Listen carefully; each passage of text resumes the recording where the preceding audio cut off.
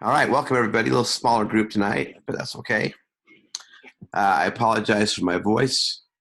I have a little bit of a bug that's hanging on, and hopefully it'll get better in the next few days.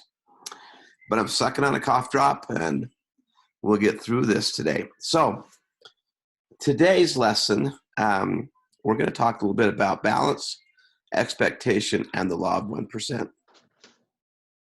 Now, all of your creed document is important, valuable, I think. I like all 7 parts, but I really think that the central part of your personal creed document is what you're going to be building next week, and that is your values. So last week we talked about expectation and the positive self-talk, positive vision, and the proactive operating process. Today we're going to talk a little bit about balance, and we'll talk a little bit about the law of 1%. And before we do something, I want to introduce you to the concept of Aristotle's golden mean.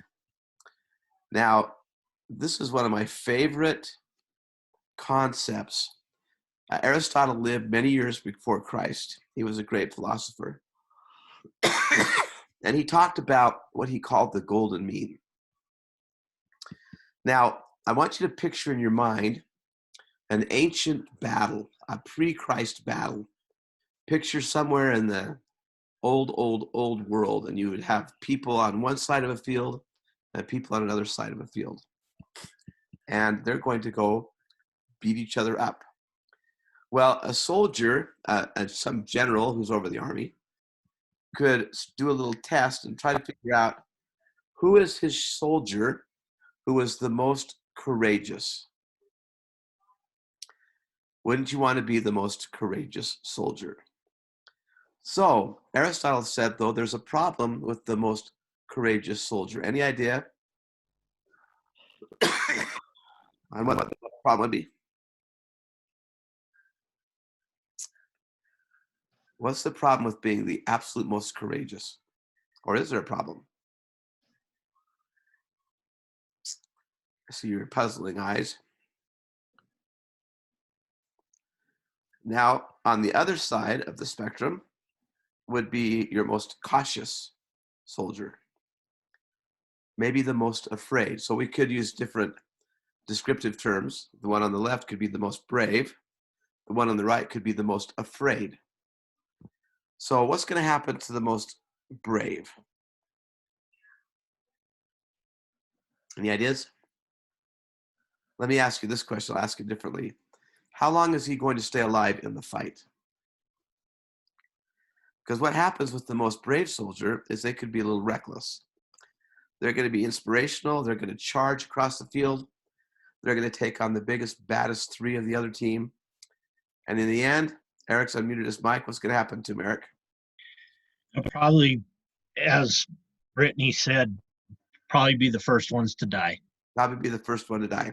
Inspirational, but in the long-term goal of this battle, probably won't do a whole lot of good.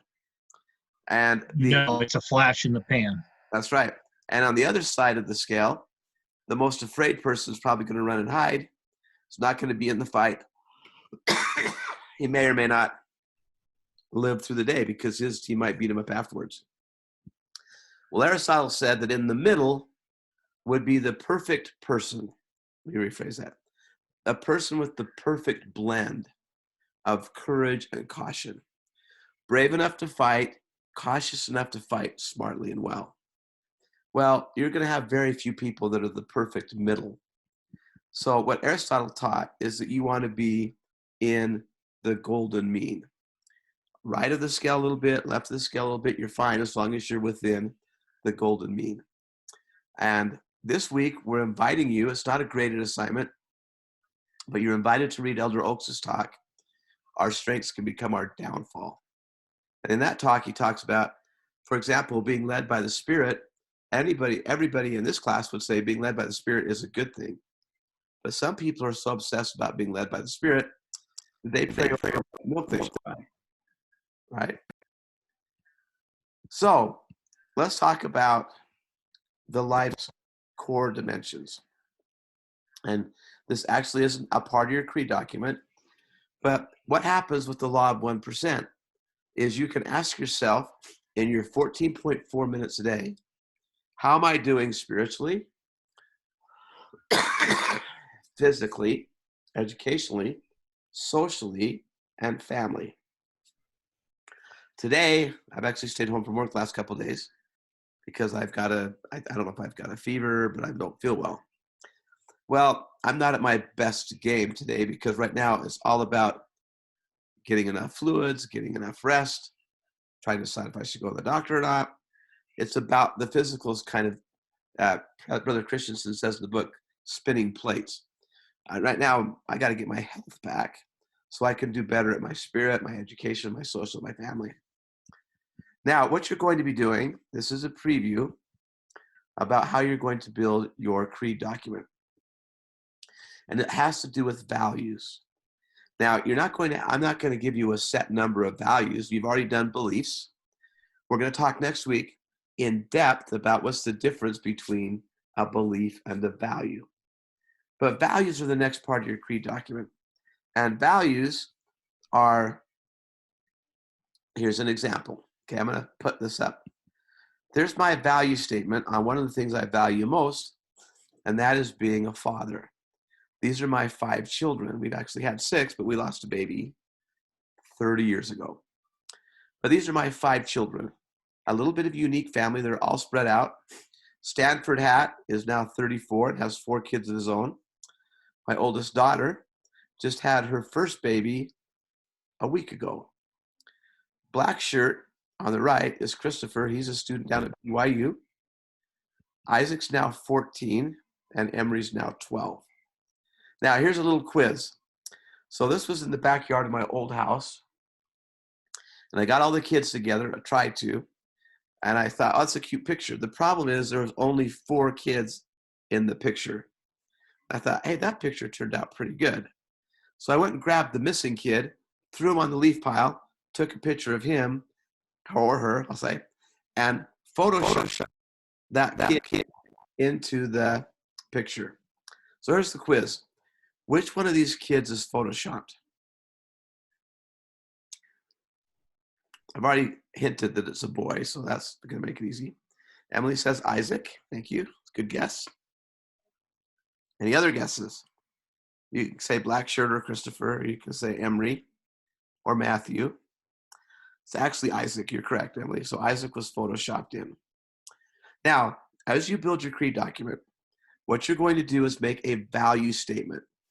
I value being the best father I can be. And then I have my affirmation statements. There's no set number, 3 or 4. I've got 6 here. I am a good example. I play with my kids. I teach rather than criticize. I recognize and praise all good deeds. I support my kids in their activities. And I respect and support their friends. So the reason this is so central to what you're going to be doing with your creed document, and hopefully with your life, is for a few minutes every day, you're going to break open your creed document and you're going to review a value. One of my values is my spouse, another is my kids, another is my faith. And then as I go through these affirmation statements, okay, going back to psycho-cybernetics, left brain agrees, right brain agrees and complies. Left brain selects and eliminates. Right brain agrees and complies. So when I affirm I am a good example, it eliminates that I'm a bad example. Now, that's positive self-talk and that's positive vision. Well, what happens though is life happens. Now, these are old pictures, but my now 14-year-old son and my now 12-year-old daughter can get into a little mischief. They can write things on the wall. They can break something. Isaac, today, I said, hey, Isaac, where's my phone? He's always borrowing my phone because I won't let him have one. He comes in and tosses it to me, and it bounces off the fireplace. Thankfully, it didn't break, but I reacted poorly. I'm going to confess, I didn't react with this. So I had to do a little repenting. Well, these kids were mischievous and doing things that can drive you absolutely crazy. Because I've spent time with my personal creed document, with my affirmation statements, I can elect proactively to act according to my scripted values rather than react in a negative way. Now, I'm not on my A game today, but I should have said something like, hey, Isaac, I'm glad the phone's not broken, but you need to be more careful. That's a $300 phone. I'm going to teach rather than criticize. Well, this is very Stephen Covey-esque. In his 7 habits, he said that we have freedom to choose in between our stimulus and our response. The art of progressive living is acting based on chosen values. And when we have positive self-talk and positive vision, and we're reminding ourselves, we're going to react and act better according to our values. So that is why I believe that this is the central piece to your personal creed document. When we pay attention, law of 1%, to those things we care about most, our values, the law of entropy has no force, and we practice the art of progressive living. This takes a little work. First, build your creed document, make it an important thing to you, really think about what you value. We're going to talk next week specifically, and for the next 2 weeks, I'm going to do our class meeting Monday at 5. And hopefully all of you who are watching this and all of you who will watch the recording, take note of this. Don't do any part of your values or your goals personal creed document until after you watch the meeting. And the reason is most people, and I know Brother Christensen explains it well, but they fall short of doing their affirmations right and setting their goals right. So next Monday at 5, we'll do a meeting that's going to talk about building part 4 of your creed document. We'll do it Monday, so you have all week to work on it. And make a note, and it doesn't matter how many times I say this, somebody's going to procrastinate and watch the recording on Saturday night at 11, and they have done their personal creed document 5 days ago. Actually, the procrastinators are probably doing that Friday at 11. But watch the meeting first, and we'll have better. And Brittany's saying, this is okay if I can't attend the meeting? Absolutely. And I'll send the recording out right after the meeting. So you watch it Monday night and you'll be okay. So here's one of my favorite stories about the law of 1%. This is from a member of this class, probably 3 years ago. So you're going to talk about this week what you would do with your law of 1% time. This is what Tyler said. For 15 minutes every day, I'd like to focus on my family and visualize how to be a happy family and make those visions a reality through diligent hard work. An example of this, I woke up around 5 to feed my daughter, and I normally put the TV on to wake me up. But today I sat down and started feeding her, and the TV remote was visible, but clearly out of reach. And I was too tired to get up and get it, which ended up being a great thing. So I didn't turn it on and just focused my attention on my daughter and the miracles she is for me for the time she was eating. I thought about the sacred responsibility I had as her father, and I had a spiritual experience at 5 a.m. with something as simple as feeding my daughter. This all happened because I didn't turn on something that isn't important and rather focused on what is important to me, my family. So, this is too much to read. I'm going to tell you this story. This is a story I'm not sure where I learned about it. It was actually printed in 1960 in Reader's Digest. So this is going back to balance again. Sometimes we can get out of balance with how we react to things. This is a story about Robert Fulghum. Now, Robert Fulghum was working at, I'm going to summarize this and read the end. He was working at a Sierra Nevada inn in 1959. His job was to handle the horses, do odds and end jobs. And every night, he got the same thing for dinner: 2 wieners, a mound of sauerkraut, and stale rolls. And then he says, to compound that, the cost of this not great dinner was taken out of his paycheck. So one Friday night, he just had enough of the meal. And so he bumped into Sigmund Woolman. Sigmund Woolman was the night auditor, the bookkeeper. And Robert Fulghum just started yelling and cussing and kicking and swearing and going on and on about how awful the wieners and sauerkraut and stale rolls were. Sigmund Woolman was a German Jew, a survivor of Auschwitz. He says, put a bloodhound in a suit and tie and you have Sigmund Woolman. So Sigmund looks up at Robert Fulghum and says, listen, Fulghum, listen me. You know what's wrong with you? It's not the kraut, it's not the boss, it's not the check. I'm hiding that. The chef, sorry. And it's not the job. Fulghum, you think you know everything, but you don't know the difference between an inconvenience and a problem. If you break your neck, if your house is on fire, then you've got a problem. Life is inconvenient. Life is lumpy. Learn to separate the inconveniences from the real problems. You will live longer and will not annoy people like me so much. Good night. And he waves him off. And Robert Fulghum said, seldom in his life has he been hit between the eyes so hard with truth. He calls this the Sigmund Woolman reality test. And for the next times in his life, every time he had a problem, he would picture Sigmund Woolman in his mind and ask to himself, Fulghum, problem or inconvenience? I think of this as the Woolman test of reality. And a lump in the oatmeal, and a lump in the throat, and a lump in the breast are not the same lump. One should learn the difference. Good night, Sig. So we'll end with that as a reminder that learn to separate inconveniences from problems.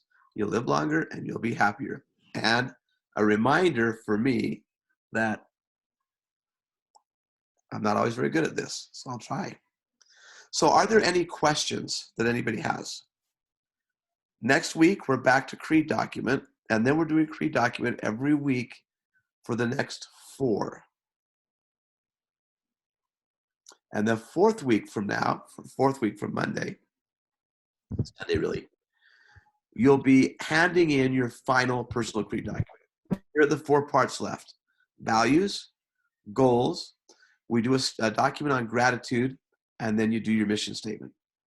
Your mission statement is due the same week as your final paper product is due. So now would be a good time to think about how you're going to build this thing. You're already doing it. Think about how you're going to format it. Are you going to do it in PowerPoint? Are you going to do it as a PDF? You're going to do it in Prezi? You're going to do a different system. It's up to you.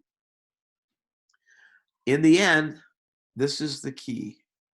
You'll know you've done a good job on your personal Creed document if it's something that you would be really bugged if you couldn't find, because it means something to you. And you guys have worked hard this semester. You put your heart and soul into it.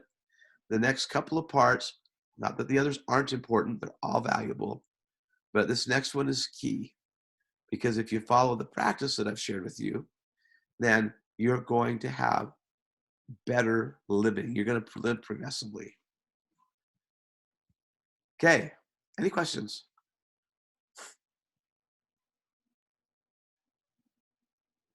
Seeing none, I'll stay on for the next few minutes. Save you from listening to my voice. Thankfully, you can't catch a cold over the internet. And we'll see you next week, Monday at 5. Forewarning. All right. Thank you all. We'll see you soon.